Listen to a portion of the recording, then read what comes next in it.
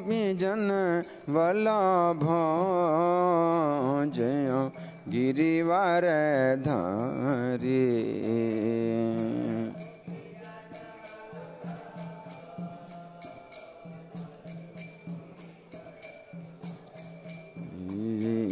जय यशोदानंदन जय ब्रज जन रंजन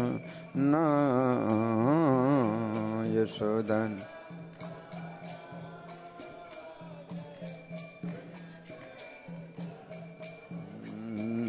जय यशोदानंदन जय ब्रज जन रंजन यशोदन।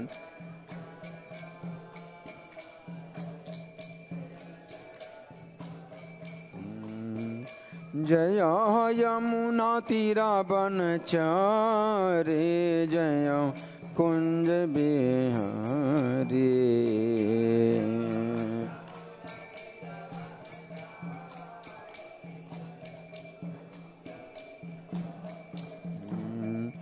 जय यमुना तीरा बनचारी जय कुंज बिहारी।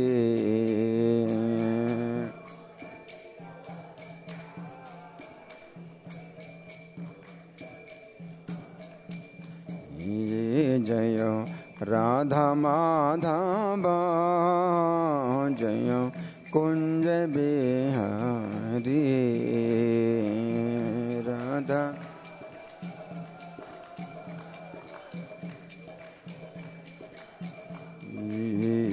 जय राधा माधव जय कुंज बिहारी।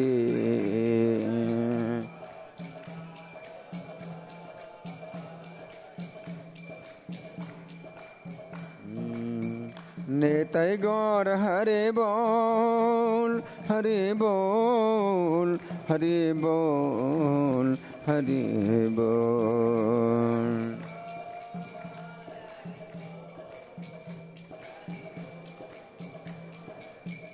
जय प्रभुपदा प्रभुपदा प्रभुपदा जय प्रभुपदा।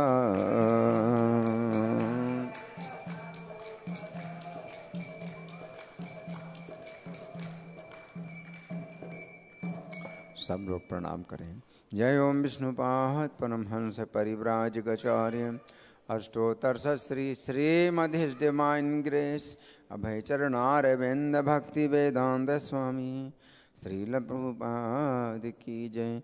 नेत्र लीला प्रविष्ट ISKCON founder acharya saviour of the whole world Srila Prabhupada की जय।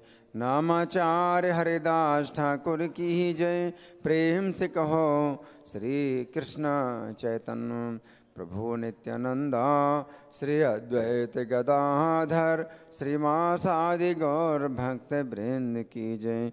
श्री श्री राधा पार्थ सारथी ललिता विशाखा गोप गोपिका श्याम कुंड राधा कुंड गिरि गोवर्धन की जय। श्री श्री गौनताई की जय। श्री श्री सीताराम लक्ष्मण हनुमान की जय। समवेत भक्त वृंद की जय। अनंत कोटि वैष्णव वृंद की जय। इस्कॉन वर्तमानाचार्य वृंद की जय। गौर Premanandi all glory to single devotees, all glory to single devotees, all glory to single devotees, all glory to Sri Guru and Gauranga। हरे कृष्णा। तो आप लोग और आगे आ सकते हैं। और ये जो पुस्तक है इस पुस्तक में 2-3 लोग इकट्ठे हो सकते हैं। पुस्तकें कम हैं। जो हिंदी पढ़ना जानते हैं तो आप जो है किताब ले सकते हैं। और अभी हम भगवत गीता में से अध्याय 16 अध्याय का नाम है दैवी तथा आसुरी स्वभाव। और श्लोक संख्या 1, 2, 3 इकट्ठे हैं। निकालिए सब लोग। अध्याय 16 श्लोक संख्या। ये इतना दूर बैठे हुए हैं, और आगे आ सकते थे, और आगे आ सकते हैं, बहुत दूर बैठे हैं। हाँ, आगे आ जाइए। हाँ, अब ये निकालिए, किसको नहीं मिला देखो। 16वां अध्याय का श्लोक संख्या 1, 2, 3। हो सकता धागा लगा हो उसमें पहले से। देखिए धागा लगा है, मिल गया। हाँ, तो इकट्ठा हो जाइए। 1, 2। और भी एक किताब यहाँ है, और यहाँ भी एक किताब है, वो भी ले सकते हैं। किताब और भी है। अच्छा, मेरे पीछे बोलिए सब लोग। श्री भगवान वाच अभियम सत्व संशुद्धि ज्ञान योग व्यवस्थिति दानम दमश्च यज्ञश्च स्वाध्यायस्तप आर्जवम् अहिंसा सत्यम क्रोध त्यागः शान्तिरपैशुनम् दया भूते स्वलोलुप्त्वम् मार्दवम् ह्रीरचापलम् तेजः क्षमा धृतिः शौचम् अन्द्रोहो नातिमानिता भवन्ति सम्पदं देवी अभिजातस्य भारत। अब अनुवाद हम पढ़ेंगे और आप लोग मेरे पीछे बोलिए। भगवान ने कहा, हे भरत पुत्र, निर्भयता, आत्मशुद्धि, आध्यात्मिक ज्ञान का अनुशीलन, दान, आत्मसंयम, यज्ञ परायणता, वेदाध्ययन, तपस्या, सरलता, अहिंसा, सत्यता, क्रोध विहीनता, त्याग, शांति, छिद्रान्वेषण में अरुचि, समस्त जीवों पर करुणा, लोभ विहीनता, भद्रता, लज्जा, संकल्प, तेज, क्षमा, धैर्य, पवित्रता, ईर्ष्या तथा सम्मान की अभिलाषा से मुक्ति, ये सारे दिव्य गुण हैं जो दैवी प्रकृति से संपन्न देवतुल्य पुरुषों में पाए जाते हैं। तो ये जो 3 श्लोक हैं, इनमें भगवान ने 26 दैवी गुण बतलाए हैं, है ना। तो कल की कक्षा तक कितने हो गए थे हमारे? 14।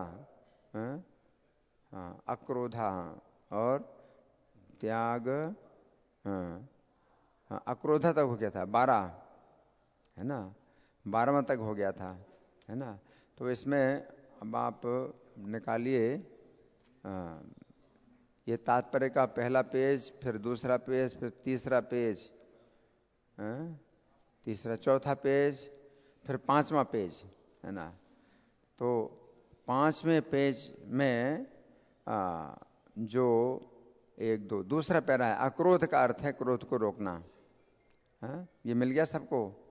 तात्पर्य के 5वां पेज में अक्रोध का अर्थ है क्रोध को रोकना। नहीं मिल रहा 5वां पेज? या किताब बदल लीजिए, आप किताब बदल लीजिए, पुस्तक बदल लीजिए अगर आपको नहीं मिल रहा है। हाँ, अक्रोध का अर्थ है क्रोध को रोकना, है ना। तो ये कुछ पंक्तियां हैं, इनको मैं दोबारा पढ़ रहा हूँ। यहाँ प्रभुपाद कह रहे हैं, अक्रोध का अर्थ है क्रोध को रोकना। यदि कोई क्षुब्ध बनावे तो भी सहिष्णु बने रहना चाहिए, क्योंकि एक बार क्रोध करने पर सारा शरीर दूषित हो जाता है। क्रोध रजोगुण तथा काम से उत्पन्न होता है, अतएव जो योगी है उसे क्रोध पर नियंत्रण रखना चाहिए। तो यहाँ तक ये 12वां जो गुण है अक्रोध है, प्रभुपाद ने तात्पर्य में वर्णन किया। अब प्रभुपाद वर्णन कर रहे हैं अपैशुनम। अपैशुनम, है ना। तो जो अपैशुनम है ये 15वां है।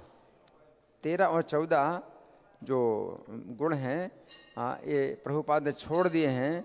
जो 13वां गुण है त्याग, और 14वां गुण है शांति। तो त्याग और शांति की हम चर्चा करेंगे। इसमें से पढ़ करके जो श्री भगवान ने कहा पुस्तक है जिसमें कि हमने व्याख्या की है, तो जो 13वां गुण है क्या, त्याग, है ना।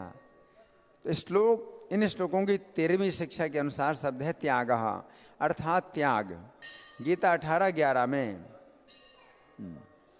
बातें नहीं, आपस में कोई बातें नहीं, बिल्कुल शांत, सबको इशारा करिए चुप रहने का, बिल्कुल शांत। और बाहर कोई घंटी भी नहीं बजाएगा, घंटा बांध दीजिए या क्या करना है, घंटा नहीं बजाए कोई। तो 13वीं शिक्षा के अनुसार शब्द है त्याग, अर्थात त्याग।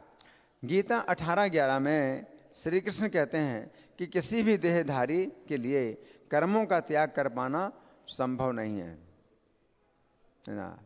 त्याग का अर्थ, कुछ लोग क्या सोचते हैं, भाई सब कर्म का हमने त्याग कर दिया, हम सब काम मतलब छोड़ करके हम जो है पूर्ण हो जाएंगे, अपने जीवन को हम पूर्ण बना लेंगे, हम सब कर्म छोड़ देंगे तो फिर कोई बंधन नहीं रहेगा।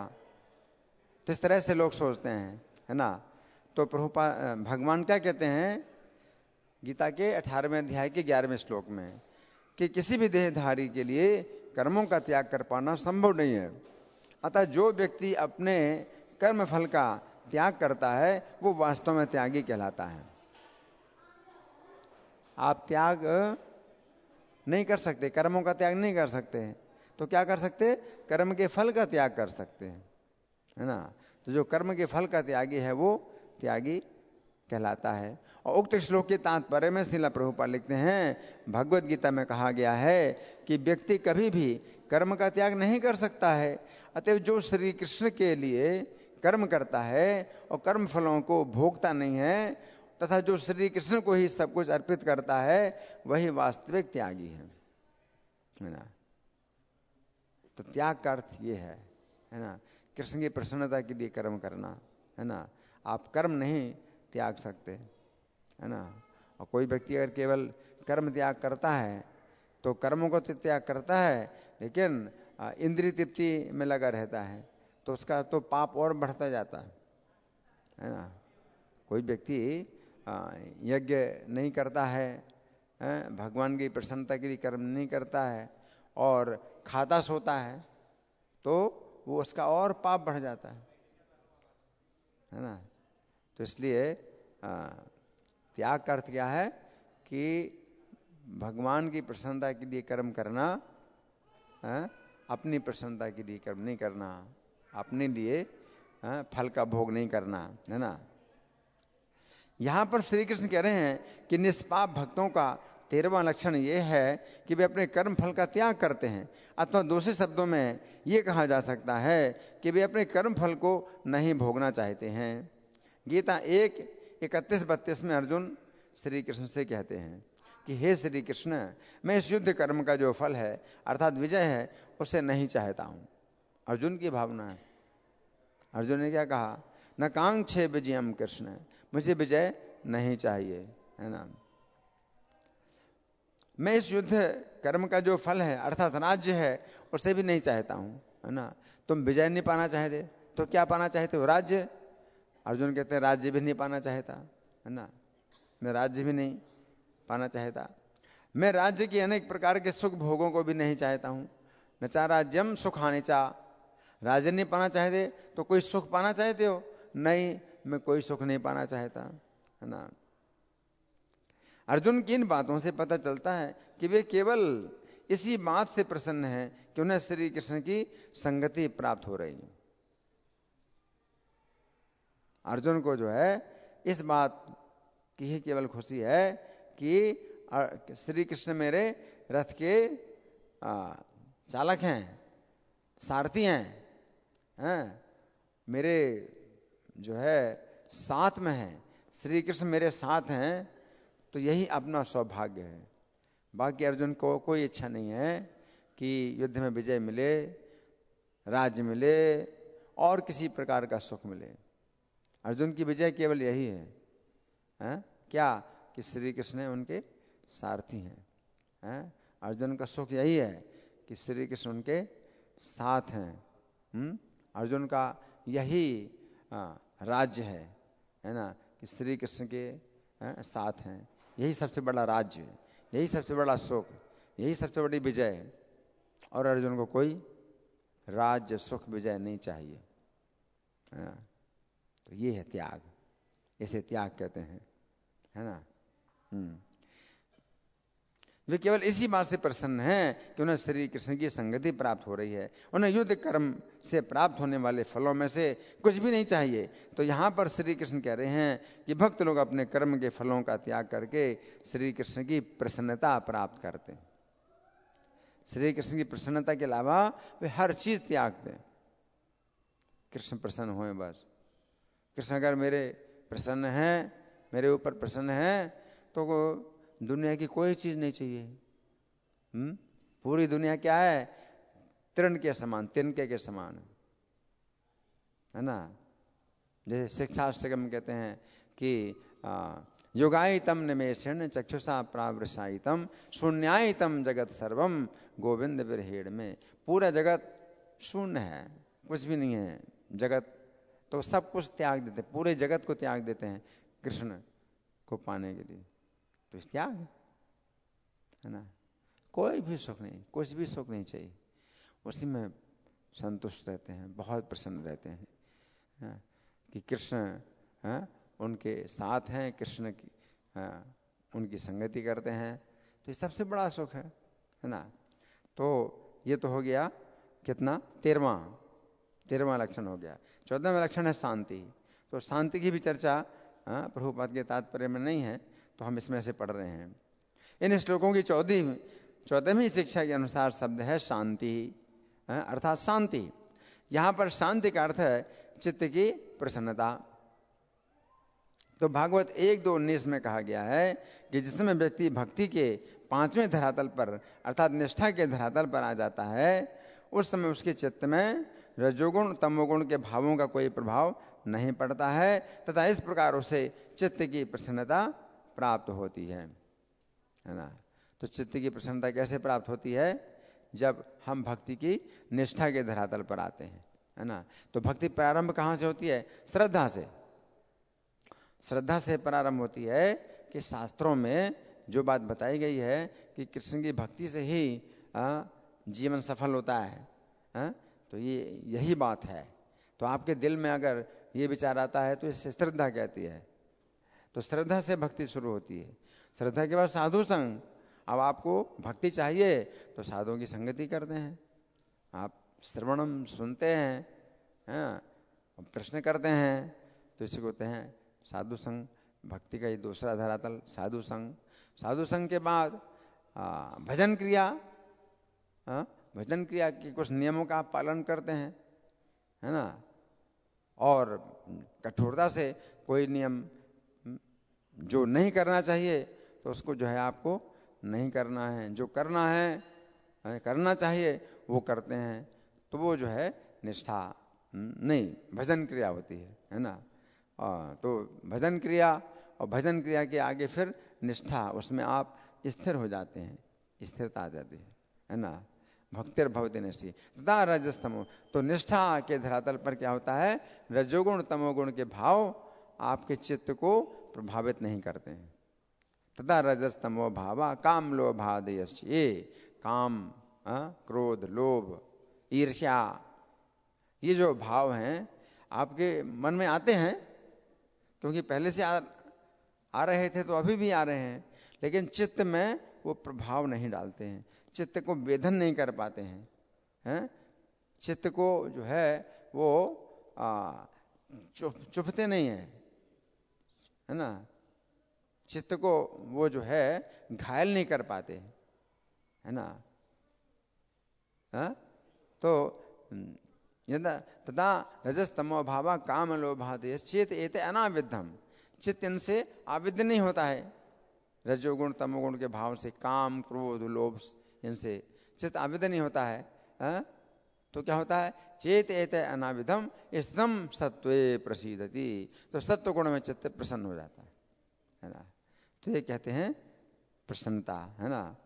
तो चित्त की प्रसन्नता प्राप्त होती है। जो ही उसके हृदय में अटल भक्ति स्थापित हो जाती है, प्रकृति के रजोगुण तथा तमोगुण के प्रभाव जैसे काम तथा लोभ से उसका चित्त आहत नहीं होता है, तब भक्त सत्व गुण में स्थित होकर प्रसन्न हो जाता है। तो इसे कहते हैं शांति, है ना, चित्त की प्रसन्नता यानी शांति। उक्त श्लोक के तात्पर्य में श्रील प्रभुपाद लिखते हैं, अपनी सामान्य स्थिति में जीव आध्यात्मिक आनंद में पूर्ण रूप से तुष्ट रहता है। ये स्थिति ब्रह्मभूत स्थिति कहलाती है। केवल इस शुद्ध सत्व की अवस्था में व्यक्ति अपने शुद्ध प्रेम के कारण अपने समक्ष श्री कृष्ण को सदा देख सकता है ना। तो ये जो है मतलब है शांति। शांति का मतलब ये है ना। गीता 2:64-65 में श्री कृष्ण ने कहा है कि जिस समय व्यक्ति की इंद्रियां राग द्वेष से मुक्त हो जाती हैं, उस समय उसे चित्त की प्रसन्नता प्राप्त होती है। इस प्रसन्नता में उसके सभी दुख नष्ट हो जाते हैं और उसकी बुद्धि स्थिर हो जाती है। तो यह है शांति, है ना। अब यहाँ पर श्री कृष्ण कह रहे हैं कि निष्पाप भक्तों का 14वां गुण है कि वे अशांति के अनेक कारण होते हुए भी शांत तथा प्रसन्न बने रहते हैं। शांति का गुण कैसा होता है कि अशांति के बहुत कारण हैं, लेकिन तो भी वो शांत और प्रसन्न बना रहे। भौतिक संसार में तो अशांति के बहुत कारण होते हैं, तो भी शांत और प्रसन्न बना रहे। तो ये जो है ये गुण है, इसे कहते हैं शांति।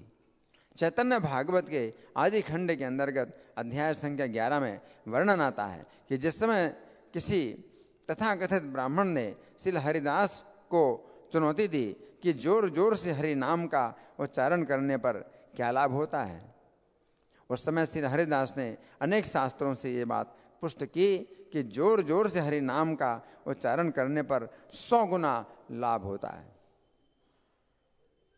ऐसी स्थिति में वो ईर्ष्यालु ब्राह्मण बोला। अब देखो, वो जब पूछा तो बताया कि जोर जोर से हरि नाम करने में 100 गुना लाभ होता है, और ईर्ष्यालु था। तो ईर्ष्यालु ब्राह्मण बोला, कलयुग में शूद्र ही वेदों की व्याख्या करेंगे। अब हरिदास ठाकुर चूंकि मुसलमान परिवार में पैदा हुए थे, है ना, लेकिन इसका कोई अंतर नहीं पड़ता कि कोई कितने नीच परिवार में पैदा हुआ है। जो भगवान का भजन करे वो भगवान का है। तो वो हरिदास ठाकुर नाम के आचार्य, चैतन्य महाप्रभु ने उनको नाम का आचार्य बनाया। ये नहीं है कि भाई जन्म किसका किस समाज में हुआ है, इसका कोई विचार नहीं होता है। लेकिन वो जो है ये विचार करके कि हरिदास ठाकुर ने कही तो शास्त्रों की बात, लेकिन शूद्र है, तुम शूद्र होकर के शास्त्रों की व्याख्या करते हो, है ना। तो इस तरह से उसने जो है हरिदास को जो है बड़े कठोर शब्द बोले। कलयुग में शूद्र ही वेदों की व्याख्या करेंगे, ये बात तो मैं अब देख रहा हूं। तुम अपने प्रभाव को स्थापन कर घर घर में अच्छे भोग खाते फिरते हो। तुमने जो व्याख्या की है, यदि वो संगत नहीं बैठी तो तुम्हारी नाक को काट कर मैं पत्थर भर दूंगा। इतना अपराध कर दिया, एक वैष्णव का इतना अपराध कर दिया, है ना। ये बात सुनकर श्री हरिदास व्यथित नहीं हुए, बल्कि शांत तथा प्रसन्न बने रहे। ये है तो शांति का जो गुण है, भक्ति के अंदर इतना मतलब शांति का गुण आता है कि शांत तथा प्रसन्न बने रहे।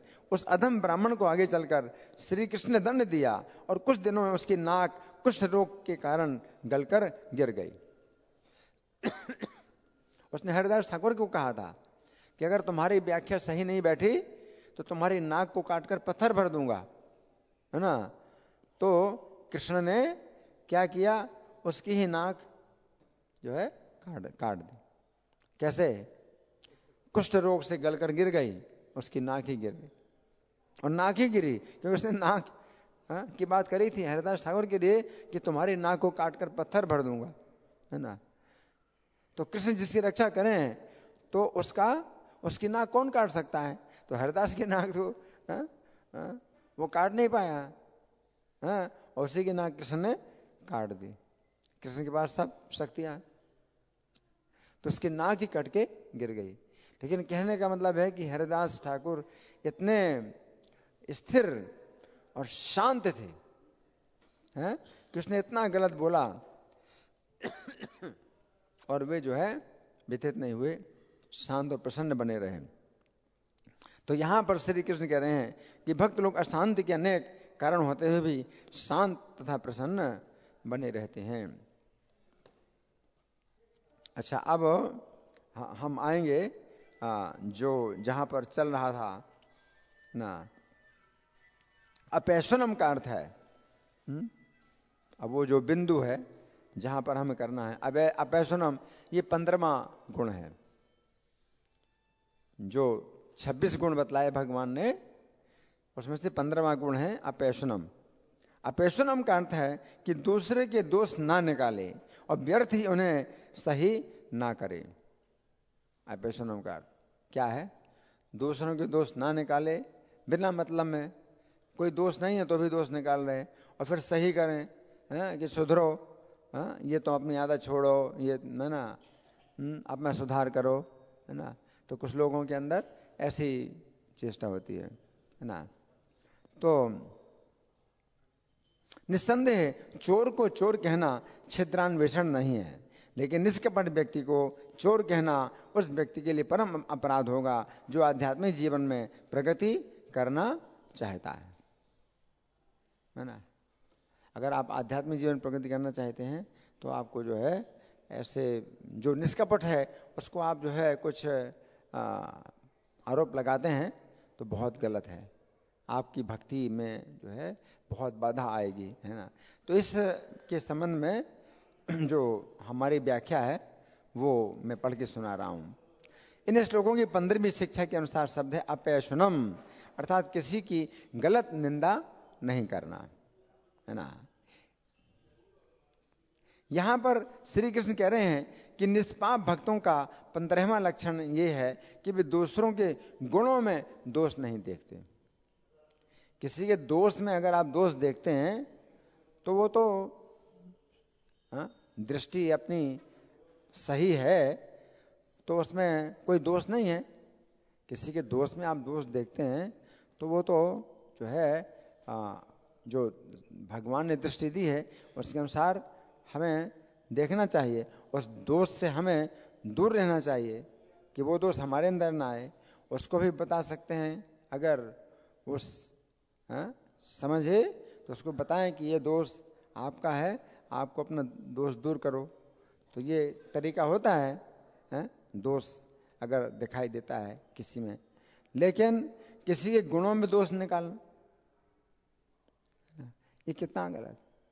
अपैशनम का मतलब ये नहीं है कि दोषी में दोष ना देखे।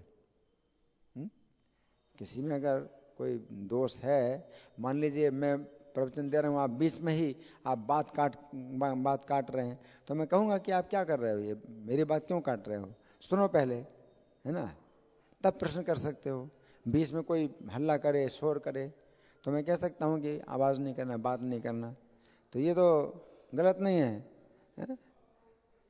लेकिन अगर कोई व्यक्ति बड़ी विनम्रता पूर्वक सुन रहा है ना, समझ रहा है, और उसको के ऊपर जो है मैं आरोप लगाऊं कि ये तुम शोर क्यों करते हो, तुम क्यों बातें करते हो, तो ये तो दोष है ना।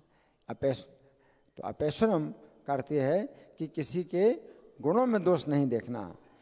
चैतन्य चरितामृत अंत लीला के अंतर्गत अध्याय संख्या 8 में वर्णन आता है कि रामचंद्रपुरी नाम का एक व्यक्ति ऐसा निंदक था कि भक्तों के अंदर सैकड़ों अच्छे गुणों के होने पर भी उन पर विचार नहीं करता था, बल्कि वो किसी न किसी चाल से उन गुणों में दोष निकाल लेता था। ऐसा व्यक्ति था। हालांकि भगवान चैतन्य के गुरु का गुरु भाई था, भगवान चैतन्य के गुरु का गुरु भाई था, है ना। लेकिन उसका जो है इतना अपराध, अपने गुरु के प्रति अपराध हो गया, अपने गुरु माधवेंद्रपुरी के प्रति अपराध हो गया, हाँ, तो उसकी आदत जो है इतनी खराब हो गई कि दूसरे वैष्णव में सैकड़ों अच्छे गुण हैं तो उनको ना देखे, हाँ, और कोई ना कोई दोष निकाल ले, है ना। और श्री चैतन्य जानते थे कि रामचंद्रपुरी ऐसे दुष्ट स्वभाव वाला है। एक बार वो प्रातः के समय श्री चैतन्य से मिलने के लिए आया। चैतन्य महाप्रभु सन्यासी के रूप में लीला कर रहे हैं। जगन्नाथपुरी में भगवान सन्यास आश्रम में जो है लीला कर रहे हैं। तो सन्यासी के बड़े कठोर नियम, भगवान जब पालन करें सन्यासी के नियमों का, तो कितना आदर्श उनका जो है सन्यास था। भगवान स्वयं सन्यासी के आदर्श की स्थापना कर रहे हैं, लेकिन वो भगवान में दोष निकाल रहा है। और क्या क्या दोष निकाला?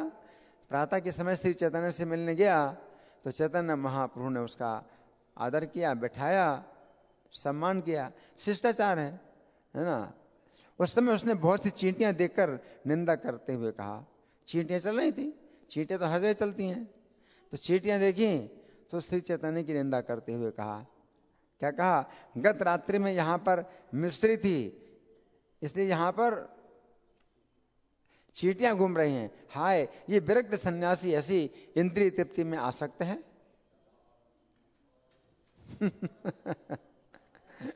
अब गत रात्रि में मिस्त्री थी या नहीं थी, चींटियां तो होती हैं।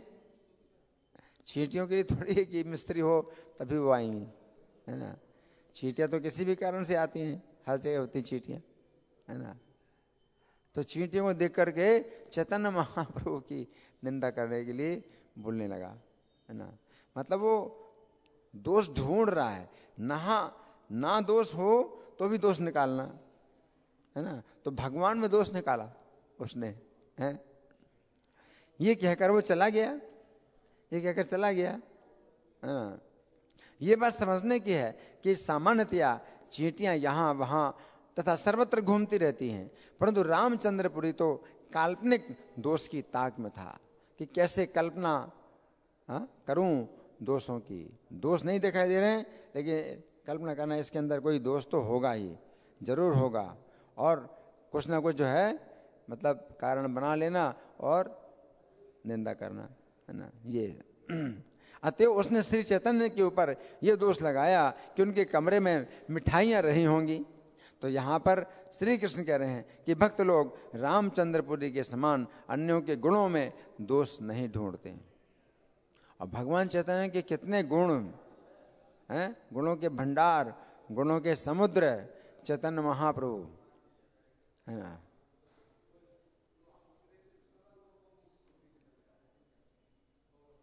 सभी भक्त भगवान के गुणों के कारण उनकी संगति को छोड़ते नहीं हैं, उनका संग करते हैं, और वो जो है इतना अभागा कि भगवान के गुणों में भी दोष निकाल दिया उसने, है ना।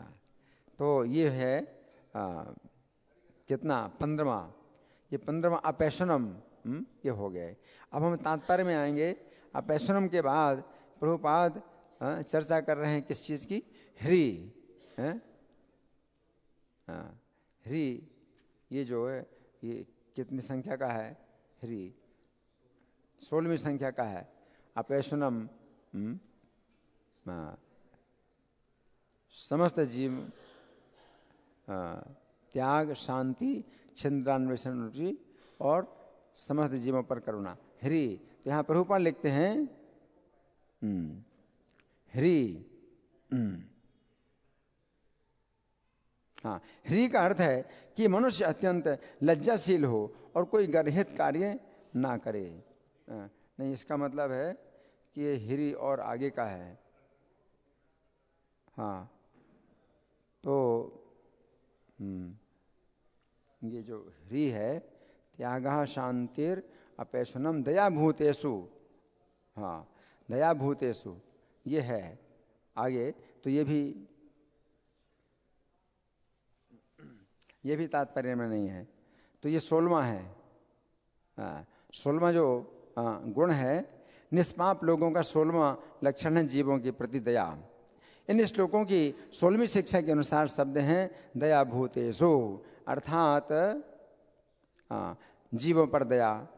तो भागवत 4:31-19 के तात्पर्य में श्रील प्रभुपाद लिखते हैं, जीवों पर दया दिखाने की सर्वोत्तम विधि है श्री कृष्ण भक्ति को फैलाना, सब प्राणियों पर दया करना है। सर्वोत्तम दया क्या है? कृष्ण भक्ति को फैलाना। संपूर्ण संसार इस ज्ञान के अभाव से पीड़ित है।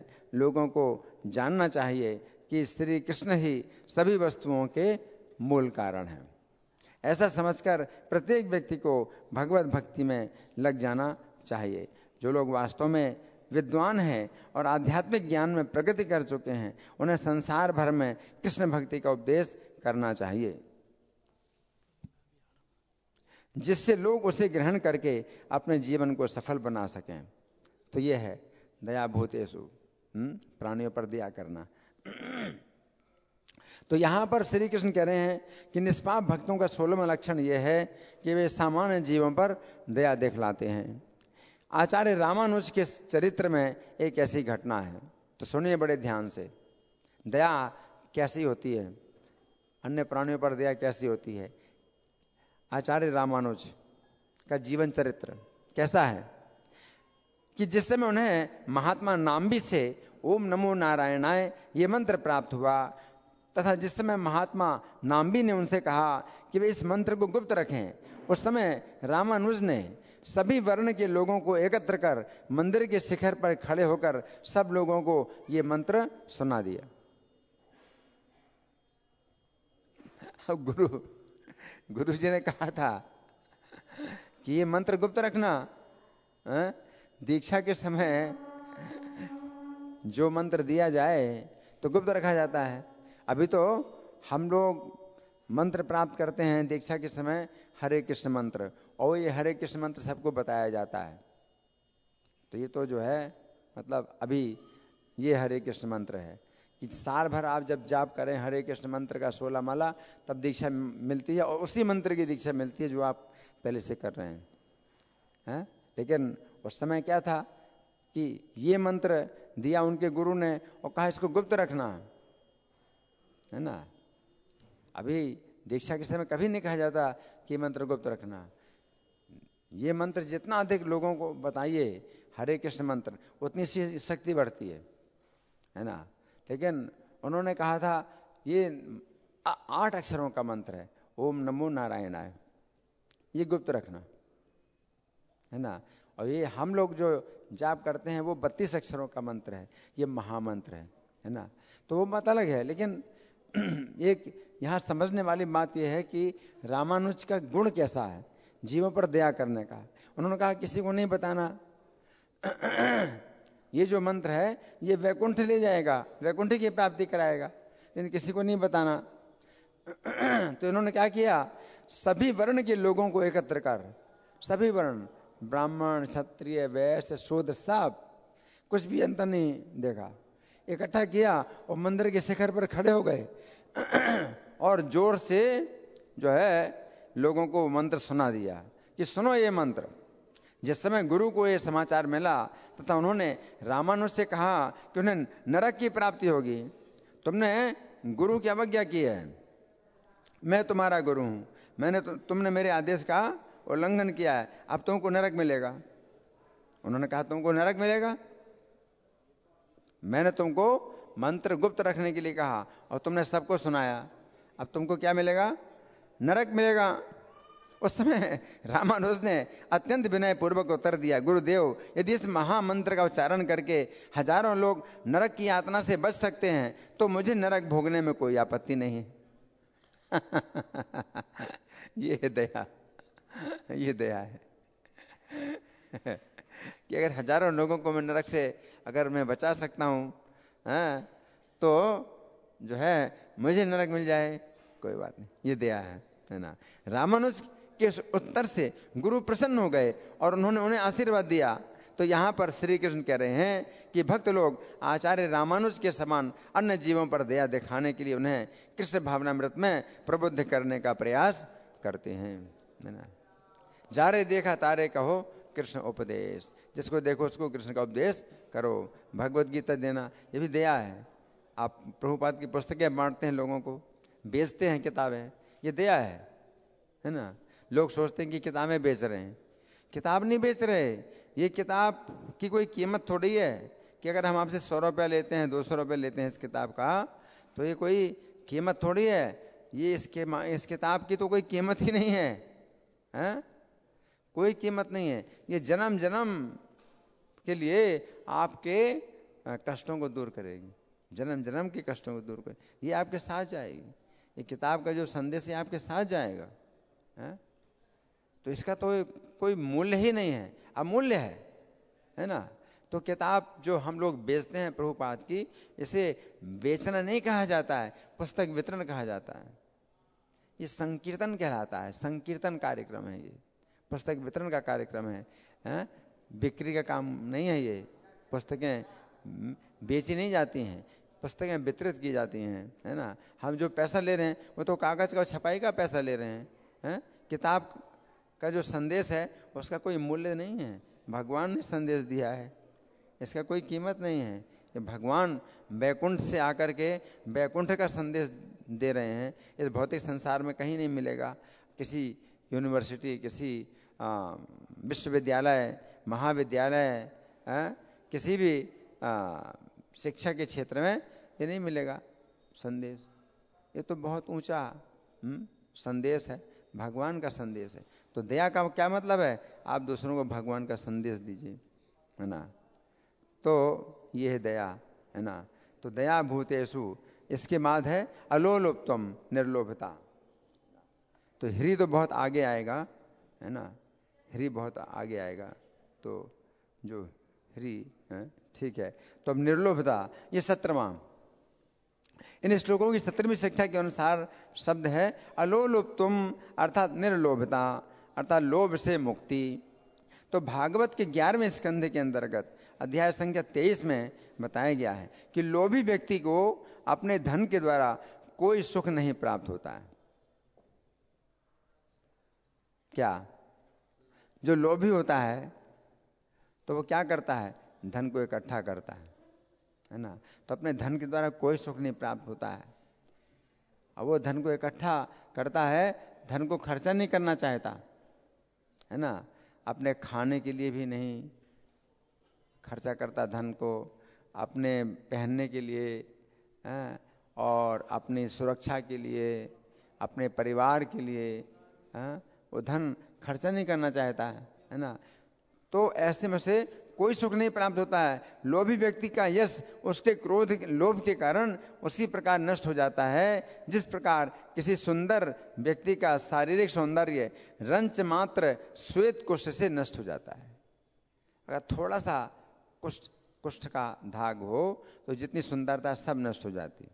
उसी प्रकार से आपके अंदर बहुत गुण है और थोड़ा सा लोभ का अगर दोष है तो उससे सब गुण आपके नष्ट हो जाते हैं। लोभ जो है ऐसा है।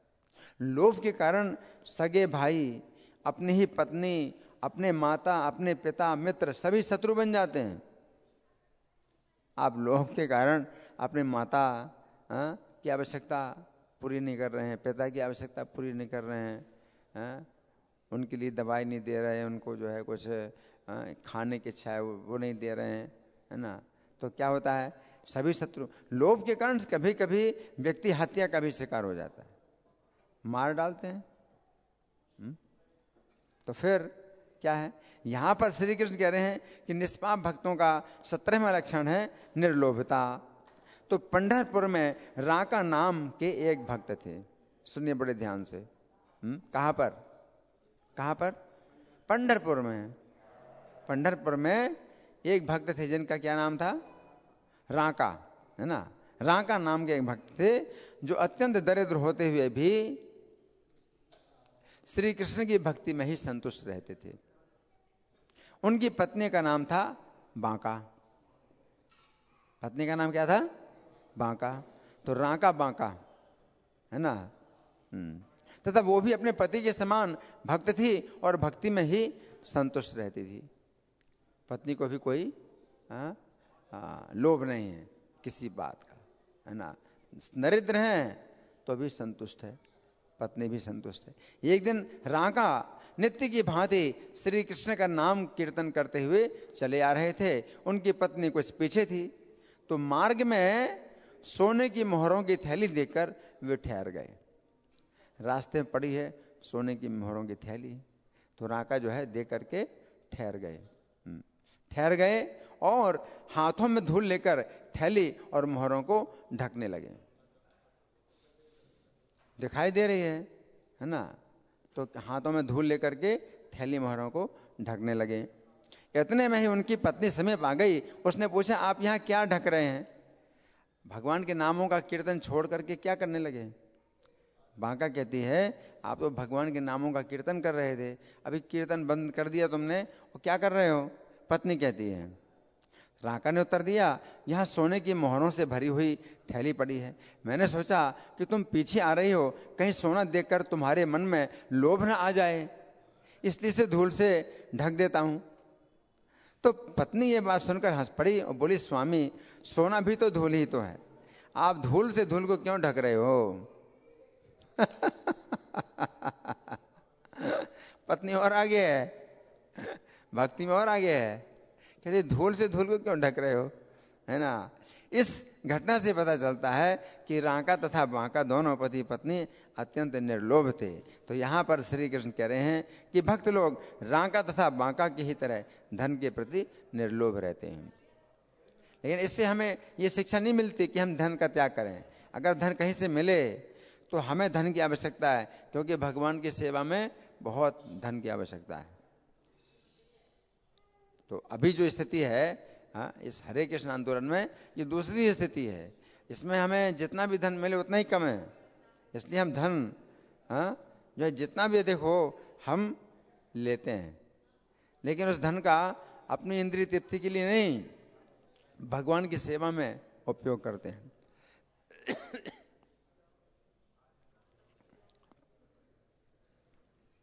तो ये है कितना संख्या? 17वीं संख्या। 17वीं संख्या।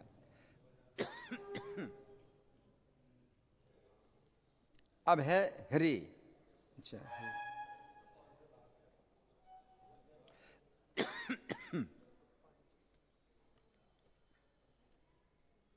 अच्छा, तो हरि बाद में आएगा। हाँ, इसके बाद आएगा हरि। तो अभी और है 17वां लक्षण, नहीं 17 हो गया, 18वां। इन श्लोकों की 18वीं शिक्षा के अनुसार शब्द है मार्दवम, अर्थात कोमलता। गीता 16:4 में श्री कृष्ण कहते हैं, बात नहीं माता जी, बिल्कुल शांत, आपस में कोई बात नहीं। ये बड़ी लज्जा की बात है कि आप लोग यहाँ बातें कर रहे हैं।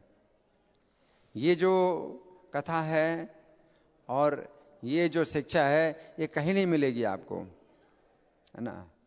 ये ना स्वर्ग में मिलेगी और ना नरक में मिलेगी, ब्रह्मलोक में भी नहीं मिलेगी। हाँ, इस जो है 14 लोकों में कहीं नहीं मिलेगी। ये भगवान की शिक्षा, ये वैकुंठ की शिक्षा है ना। यहाँ आकर के भी आप लोग बातें करते हैं तो बड़ी ये जो है लज्जा की बात है। आप लोग बड़े ध्यान से सुनिए। 18वां गुण क्या है?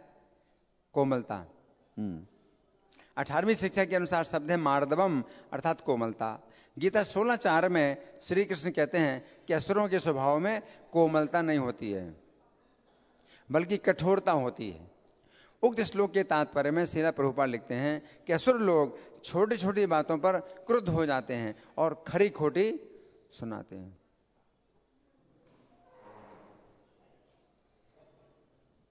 तो स्वभाव का कोमल होना एक गुण है और कठोर होना ये आसुरी लक्षण है, दोष है।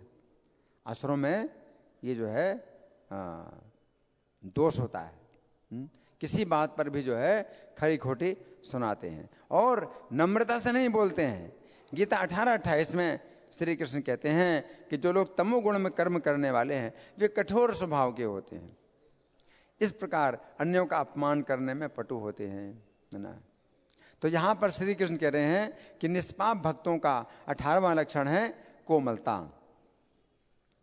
तो चैतन्य चरितामृत आदि लीला 16:6 में बताया गया है कि श्री चैतन्य जिस समय नवद्वीप में शिक्षक का कार्य करते थे उस समय वे सभी प्रकार के पंडितों को शास्त्रार्थ में हराते थे। जब भगवान चैतन्य ने संकीर्तन प्रारंभ नहीं किया था, संकीर्तन प्रारंभ नहीं किया था, उस समय क्या करते थे? विद्या का रस प्राप्त करते थे, विद्या पढ़ाते थे, शिक्षक थे। तो कोई भी विद्वान हो उसको परास्त कर देते थे। भगवान है, भगवान विद्या के पति हैं, सरस्वती के पति हैं, तो भगवान परास्त कर देते थे। कोई भी विद्वान हो, सभी प्रकार के पंडितों को शास्त्रार्थ में हराते थे, परंतु वे पंडित श्री चैतन्य के कोमल व्यवहार के कारण पराजित होने का दुख नहीं पाते थे। पराजित हो जाते थे श्री चैतन्य से, लेकिन दुख नहीं मिलता था। क्यों? क्योंकि उनका व्यवहार बहुत कोमल होता था। पराजित कर दिया लेकिन व्यवहार बहुत कोमल होता था, है ना। कैसे कहते थे? अगर उसको उत्तर नहीं मिला, श्री चैतन्य से शास्त्रार्थ करते हुए हार गए, उत्तर नहीं मिला, तो क्या कहते थे? ठीक है, आज आप विश्राम करो, आप थके हैं, कल और चर्चा करेंगे। बात को जो है इस प्रकार से लज्जित नहीं करते थे कि तुम हार गए हैं, तुम्हारे पास क्या शक्ति है, मेरे से शास्त्रार्थ करने की तुम्हारे पास क्या शक्ति है, ये नहीं, ऐसा नहीं था। इतना जो है कोमल स्वभाव था। हाँ ठीक है, अभी तो आप थके हैं, आप विश्राम करो, कल फिर और चर्चा करेंगे। इस तरह से बात को जो है बदल, और उस व्यक्ति को पराजित होने का दुख नहीं होता था कि मैं पराजित हो गया, है ना। संतुष्ट होता था श्री चैतन्य के व्यवहार से। तो कोमल व्यवहार, चैतन्य का जो स्वभाव है वो इतना कोमल था, है ना। पराजित कर देंगे लेकिन कठोरता जरा भी नहीं होती है ना। चैतन्य भागवत के आदि खंड के अंतर्गत अध्याय संख्या 9 में वर्णन आता है कि जिस समय उन्होंने केशव कश्मीरी पंडित को शास्त्रार्थ में हराया, उस समय उन्होंने कठोरता पूर्वक ये नहीं कहा कि हे पंडित, तुम अपने आप को कितना विद्वान समझते हो,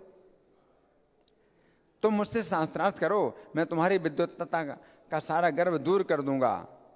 नहीं, ऐसा नहीं कहा, ऐसा नहीं कहा। श्री चैतन्य ने ऐसी कठोरतापूर्ण बात नहीं कही। श्री चैतन्य ने अत्यंत कोमलता पूर्वक ये शब्द कहे, मैंने सुना है कि आपका कवित्व अनुपम है, और ऐसा कोई विषय नहीं है जिसका आप वर्णन न कर सके। आप गंगा जी की महिमा का कुछ वर्णन कीजिए जिसे सुनकर हम सबके पाप नष्ट हो जाएं। भगवान ऐसे बोलते हैं। कोई शास्त्रार्थ का विचार नहीं है। हमारे पाप नष्ट होंगे, आप गंगा जी की महिमा सुनाइए, है ना। भगवान ऐसे बोल रहे हैं। उसके बाद जिस समय दिग्विजयी ने गंगा की महिमा में जो श्लोक कहे थे उनकी व्याख्या करना उसने प्रारंभ किया, उस समय प्रभु ने उसे आदि, मध्य और अंत में सब जगह दोषपूर्ण बता दिया। परंतु उन्होंने कठोरता पूर्वक ऐसा नहीं कहा कि हे पंडित, तुम कैसे विद्वान हो, तुम्हारी कविता में इतने अधिक दोष मिल रहे हैं। नहीं, उन्होंने ऐसा नहीं कहा। उन्होंने अत्यंत कोमलता पूर्वक कहा, शास्त्र मत से इन श्लोकों की शुद्धता स्थिर कर पाना कठिन है। शास्त्र के अनुसार शुद्धता जो है स्थिर नहीं हो पा रही है। आपने किस अभिप्राय से इन्हें जोड़ा है उसे बतावें, हम सुनना चाहते हैं। ऐसे इस तरह से कहा। अशुद्ध है ये प्रयोग, इस शब्द का प्रयोग अशुद्ध है, ये आपने अशुद्ध प्रयोग किया है, ऐसे नहीं कहा। नहीं, शास्त्र मत से तो ये शुद्ध नहीं हो पा रहा है, आपने किस अभिप्राय से इसको जोड़ा है आप बताइए, हम सुनना चाहते हैं, ऐसे कहा। इस प्रकार श्री चैतन्य ने अत्यंत कोमलता पूर्वक उस दिग्विजयी पंडित को हराया। तो यहाँ पर श्री कृष्ण कह रहे हैं कि भक्त लोग इसी प्रकार अन्य जीवों के साथ कोमलता का व्यवहार करते हैं, है ना। तो अभी हमारे पास समय थोड़ा सा है, तो यहीं पर ही विश्राम करेंगे। हमने 18 अभी तक 18 गुणों की चर्चा कर ली है। अब 19वां जो गुण है वो ह्री है, लज्जा। तो इसमें अब प्रभुपाद का तात्पर्य है, जो कि अब अगली कक्षा में चर्चा होगी। तो अब आप लोगों से कोई, आप लोगों की ओर से कोई विचार है, कोई चर्चा है, कोई प्रश्न है, या मैं प्रश्न करूं? मैं प्रश्न करूं? ठीक है, तो मैं प्रश्न कर रहा हूं, है ना। तो जो अभी हमने अंतिम जो चर्चा की है वो कौन सी संख्या है? 26 गुणों में से कौन सी संख्या वाला गुण है? 18वां। 18वां कौन सा गुण? 18वां कोमलता, है ना। कोमलता का गुण है ना। तो असुर में कोमलता नहीं होती है, असुर में कठोरता होती है ना। तो कठोरता का मतलब कैसी कठोरता होती है? क्या करते हैं वो लोग? किसी बात पर खरी खोटी सुनाएंगे, कुछ भी बोलोगे खरी खोटी सुनाएंगे, है ना। तो ये जो है मतलब कठोरता का गुण है, आसुरी संपत्ति है, असुरों की संपत्ति है ये। असुर लोग जो है इसको अपनी संपत्ति मानते हैं। क्या?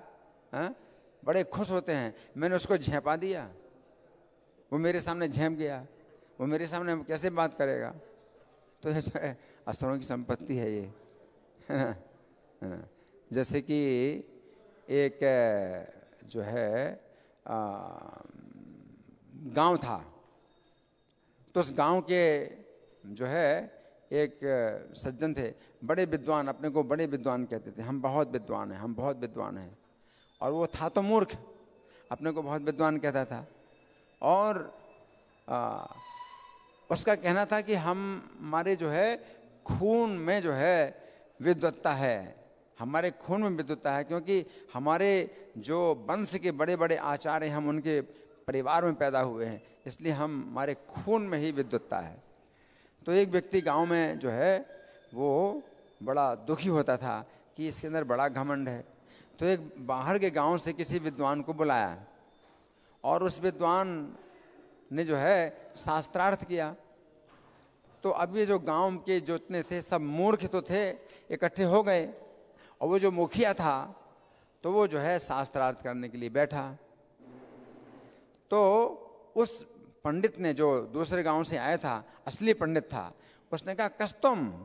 कस्तुम का मतलब है कि आप कौन हैं, बताइए।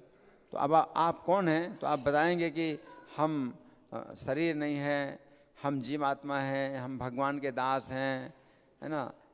तो ये सब जो है मतलब उत्तर होते हैं। तो कस्तुम जब उसने कहा तो ये जो मूर्ख था तो वो तो समझा नहीं कस्तुम का अर्थ क्या है। तो उसने जो है जोर जोर से चिल्लाना शुरू कर दिया, और क्या बोला? खस्तुम गस्तुम घस्तुम चस्तुम छस्तुम, और पूरी वर्णमाला दोहरा दी। तो ये जो है, जो असली विद्वान था, समझ गया कि बड़ा मूर्ख है ये, बड़ा मूर्ख है, इससे बात करना बेकार है। और जितने सब घेरे हुए लोग थे वे सब के सब मूर्ख थे। तो क्योंकि अब यहाँ ये निर्णय करने वाला भी कोई नहीं है कि ये कितना आदमी मूर्ख है। तो वो चला गया, तो ये सब लोग खुश हो गए, देखो हमने उस विद्वान को हरा दिया।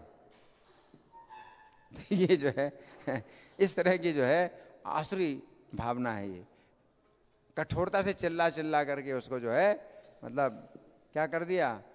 दुखी कर दिया, निरुत्तर कर दिया। अब क्या उत्तर? हाँ, आपका प्रश्न। हैंड माइक नहीं है? अच्छा, हाँ।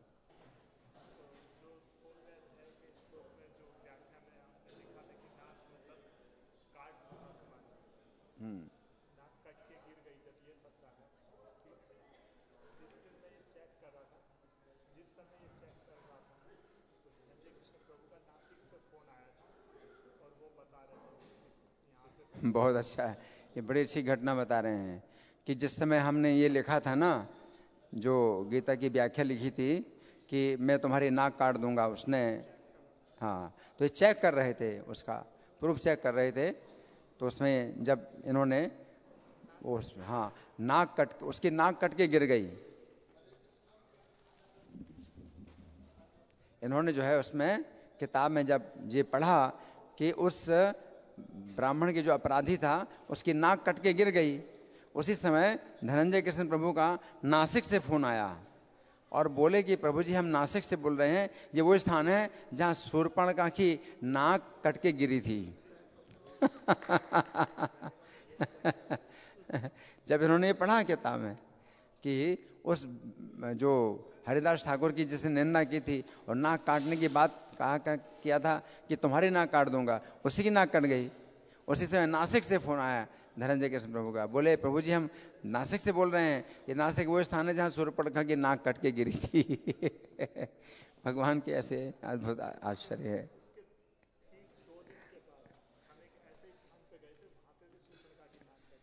हाँ, फिर 2 दिन के बाद हम लोग एक दूसरे स्थान में भद्राचल एक स्थान है तो वहाँ पर गए थे, तो वहाँ पर भी वो स्थान बताया गया है जहाँ शूर्पणखा की नाक कट के गिरी थी।